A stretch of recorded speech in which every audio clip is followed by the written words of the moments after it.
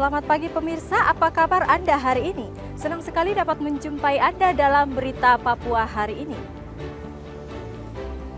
Saya Yuni Rumbarar bersama tim redaksi telah menyiapkan sejumlah berita menarik dan aktual untuk Anda. Berikut 3 berita utama.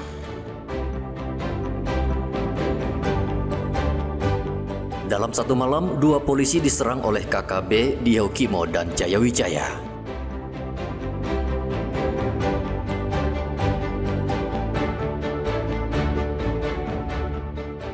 Seorang pemuda di Kerom yang membunuh pria Paruhbaya ditangkap polisi.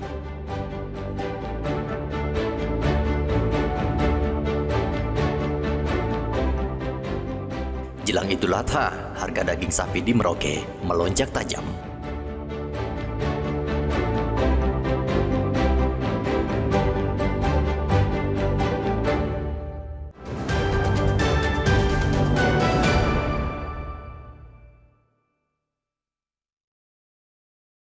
Kekerasan terhadap anggota kepolisian kembali terjadi.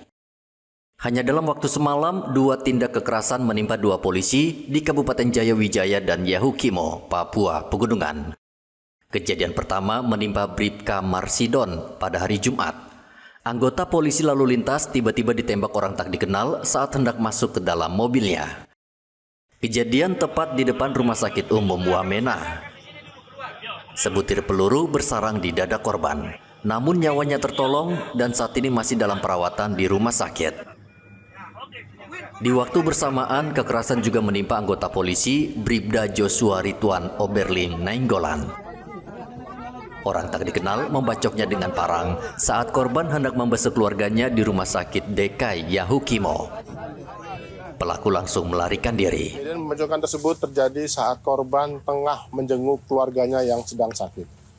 Korban mengalami luka berat dan saat ini akan dievakuasi ke Rumah Sakit Bayangkara Jayapura untuk penanganan medis lebih lanjut.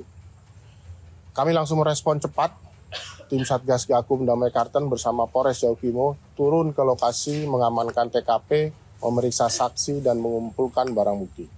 Kami tidak akan tinggal diam. Pelaku akan kami kejar sampai tertangkap dan kami pastikan proses hukum berjalan tegas dan adil. Untuk menjamin keamanan di Kabupaten Yaukimo, akan dilakukan proses penambahan anggota dari BRIMOB.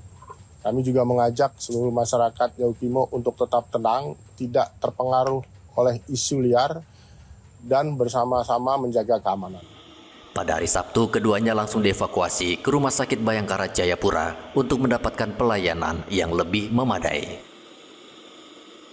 Satgas Operasi Damai Kartens bersama TNI saat ini masih mengejar kedua pelaku. Arthur melaporkan dari Kota Jayapura, Papua.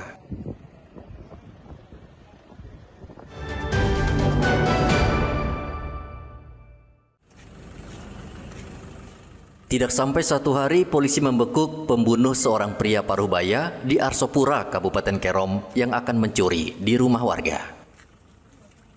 Pelaku ditangkap tim operasional Polsek Heram di Jalan Trans, Kampung Yoka, Distrik Heram, Kota Jayapura.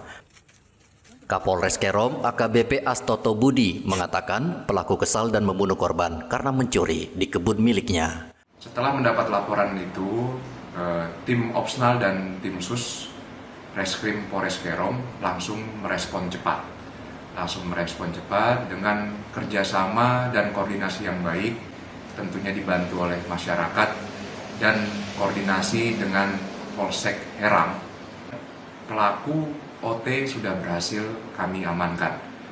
Ya, untuk selanjutnya pelaku OT langsung kami bawa ke Mapores Kerom untuk diproses secara hukum menurut sesuai ketentuan undang-undang yang berlaku. Tentunya pelaku alias OT ya itu merupakan tetangga.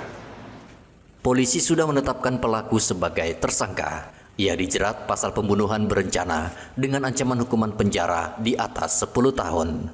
Kapolres mengimbau masyarakat Kerom tetap tenang dan menyerahkan kasus ini kepada aparat keamanan. Arthur melaporkan dari Kerom, Papua.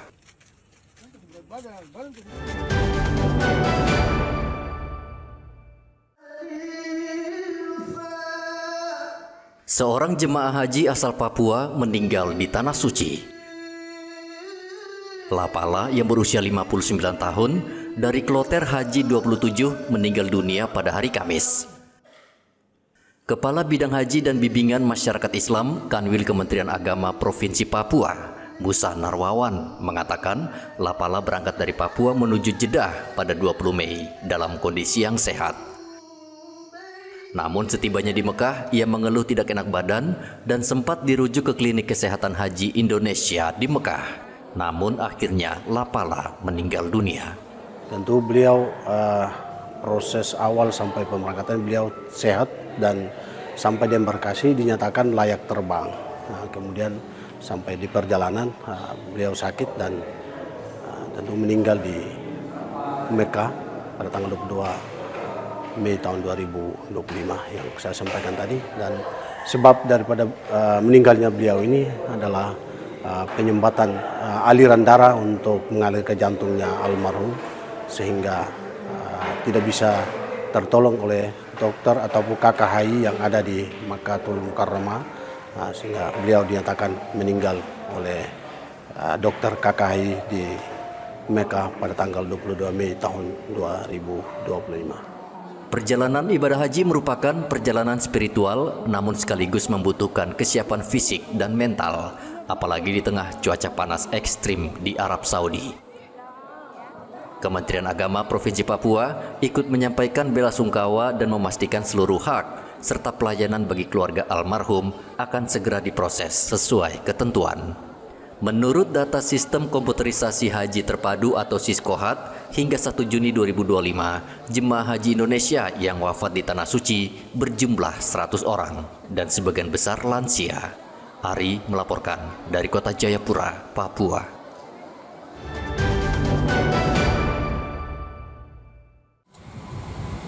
Angka kematian ibu dan anak di Merauke, Papua Selatan jumlahnya terus meningkat dari tahun ke tahun. Menurut Dinas Kesehatan Merauke, sejak tahun 2023, angka kematian ibu dan anak berkisar 300 orang. Namun tahun 2024, angka kematian ibu dan anak naik 2 kali lipat menjadi 600 orang. Salah satu penyebab tingginya angka kematian ibu dan anak adalah penyakit infeksi, hipertensi, atau pendarahan saat bersalin. Ini menjadi catatan penting bagi pemerintah untuk mengevaluasi pelayanan kesehatan selama ini di Merauke. Meningkat dibandingkan tahun sebelumnya. Rata-rata kita sebenarnya di 3 tahun terakhir itu di 200 per 100 ribu ya. Atau rata-rata kematian ibu yang berhubungan dengan kehamilan dan persalinan atau angka kematian sekitar 200-an. Ya. Per 1 tahun itu? Ya, per tahun per 100 ribu. Tapi di tahun 2024 itu dia naik sekitar 600. Ya? Dari sebelumnya sekitar 10-an tadi dia naik sampai 27. Gitu. Tapi ini saya kira terdampak dari kewajiban untuk melaporkan seluruh kasus kematian dalam aplikasi ya, sistem di Kementerian ada namanya MPDN, Maternal Perinatal Death Notification. Jadi semua paskes itu wajib. Gitu. Wajib ya. Jadi ketika kewajiban dan paskes untuk melaporkan dan menginput, walaupun tidak ada kasus itu kelihatannya dia meningkat. Jadi mungkin saja bahwa yang rendah sebelumnya sekitar 200 itu underreported, jadi mungkin ada kematian-kematian yang tidak terlapor. Dinas Kesehatan Merauke memperkirakan angka kematian ibu dan anak bisa lebih tinggi dari yang dilaporkan puskesmas dan fasilitas kesehatan karena banyak warga yang tidak melaporkan anggota keluarga atau kerabatnya yang mengalami musibah. Mengantisipasi banyaknya kematian ibu dan anak, Dinkes terus melakukan sosialisasi dan memperluas jaringan pelayanan kesehatan hingga ke pedalaman. Muhammad Ridwan melaporkan dari Merauke, Papua Selatan.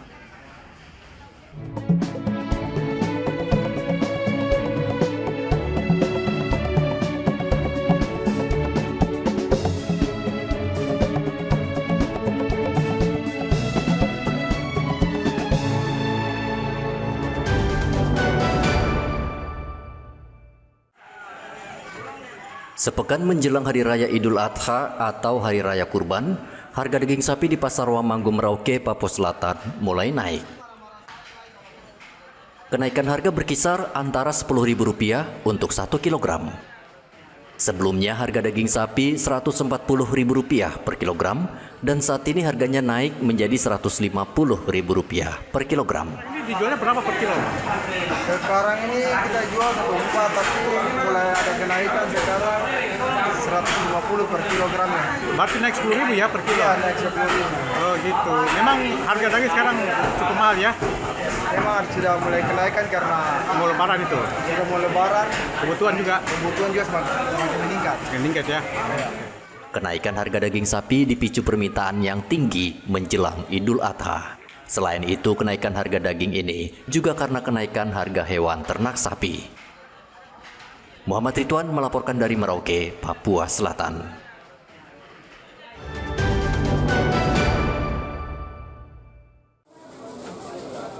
Cuaca buruk masih melanda kawasan Merauke, Papua Selatan. Hujan turun hampir setiap hari dengan intensitas tinggi. Akibatnya sejumlah kawasan pertanian di Merauke tergenang air sehingga banyak tanaman petani rusak dan mati, termasuk tanaman cabai dan memicu kenaikan harga cabai di pasaran. Dari hasil pantauan di Pasar Wamanggu Merauke, harga cabai hingga kini terus merangkak naik. Sebelumnya harga cabai besar Rp80.000 kini naik menjadi Rp120.000 per kilogram. Tidak hanya itu, cabai keriting juga naik dari Rp80.000 menjadi Rp100.000 per kilogram. Cabai besarnya sekarang berapa harganya? 100.000 itu kira-kira untuk jelang lebaran makin naik lagi ya? Naik, di sini kosong. Kosong ya? Dari harga berapa sebelumnya itu? Itu harga 50. 50 ya? Nah kalau untuk cabai keriting? Keriting juga dari harga 35. 35 naik berapa sekarang? 60. Nah ini 4 hari jelang lebaran kira-kira makin naik juga? Naik lagi kayak mulai kosong yang 2 ini. Mulai kosong ya? Kalau cabai rawit? Cabai rawit sudah mulai Turun berarti ya? Kenaikan mencolok juga terjadi pada tomat. 2 hari lalu harga tomat Rp40.000 per kilogram, kini naik Rp60.000 per kilogram. Pedagang memperkirakan harga cabai dan beberapa bumbu dapur masih akan terus naik karena tidak lama lagi umat Islam akan merayakan Idul Adha. Muhammad Ridwan melaporkan dari Merauke, Papua Selatan.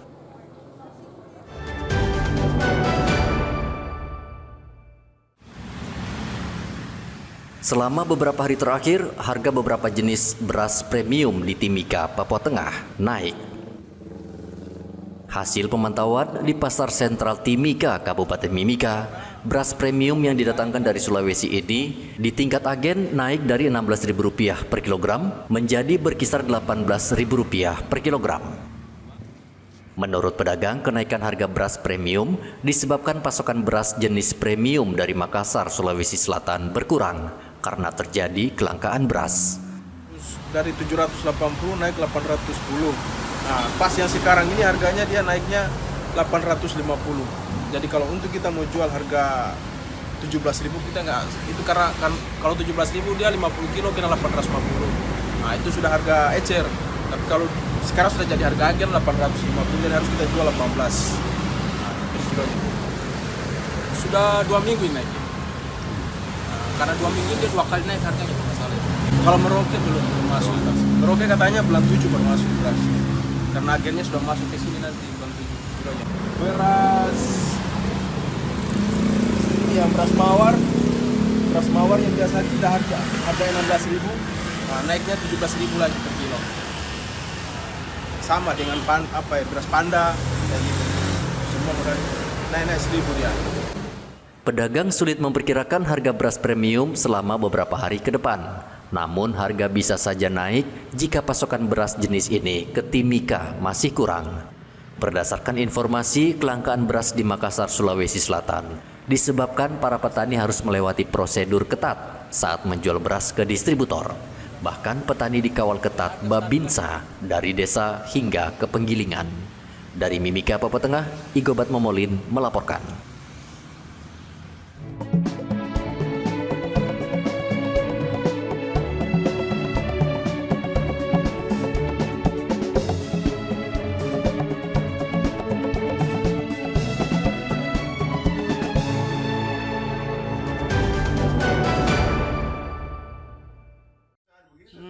Mencegah penyakit demam berdarah, petugas Dinkes Merauke berkeliling ke rumah warga. Petugas mendatangi satu persatu rumah warga, terutama rumah yang ada penampungan air dan kolam. Petugas menaburi penampungan air dengan bubuk pembasmi nyamuk. Larvasi dasi. Oh gitu. Jadi nyamuknya kalau ada jentik dia mati, jadi nggak jadi nyamuknya. Oh gitu. Kalau untuk Karangida sudah ada yang terjangkit dengan DBD? Kalau kasus sama ini belum ada. Belum ada Kalau ya? yang dulu ada Pak. Ya. Oh gitu. Jadi ini khusus untuk penanggulangan aja Pak ya, pencegahan ya? Untuk ini penggantinya fogging. Oh fogging. Oh fogging kenapa? Kalau fogging itu kan kimiawi itu lebih mencemari lingkungan. Mencemari betul. Selain menabur langsung ke rumah warga, Dinkes juga mengedukasi warga agar rutin membersihkan penampung air sehingga nyamuk tidak mudah bersarang. Warga juga diajak untuk terus melakukan pola hidup bersih dan sehat. Muhammad Ridwan melaporkan dari Merauke, Papua Selatan.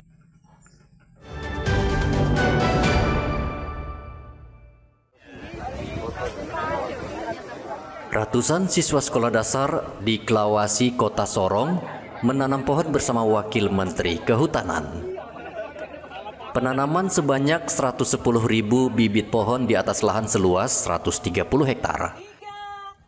Pohon yang ditanam terdiri dari 60% tanaman kayu berupa merbau, matoa, linggua, sengon, dan 40% merupakan tanaman hasil hutan bukan kayu seperti rambutan, durian, dan pinang. Penanaman pohon ini untuk menyadarkan pentingnya pelestarian alam bagi pembangunan berkelanjutan di tanah Papua. Wamen Kehutanan Sulaiman Umar mengatakan penanaman pohon dalam rangka rehabilitasi daerah aliran sungai di Kelurahan Klawasi. Kolaborasi untuk keberlanjutan dan keseimbangan tentu untuk alam kita ya, dengan aksi tanam 110.000 pohon untuk mengurangi emisi karbon. Hutan sejatinya bukan warisan dari nenek moyang kita, dari orang tua kita, tetapi adalah titipan dari anak cucu kita yang tentunya harus kita jaga, harus kita pertanggungjawabkan, karena pada tiba saatnya kita akan menyerahkan kepada mereka dengan kondisi yang tentu lebih baik. Kalau tadi disampaikan begitu banyak ayat yang luar biasa. Wamen berharap penanaman ribuan pohon ini menjadi awal dari tradisi baik yang akan terus diwariskan kepada generasi mendatang demi mewujudkan keberlanjutan lingkungan di tanah Papua Barat Daya. Topan melaporkan dari Sorong, Papua Barat Daya. Informasi tadi sekaligus menutup jumpa kita dalam berita Papua hari ini. Saya Yuni Rumbarar dan tim redaksi yang bertugas mengucapkan terima kasih atas perhatian Anda. Selamat pagi dan sampai jumpa. Wanyampi.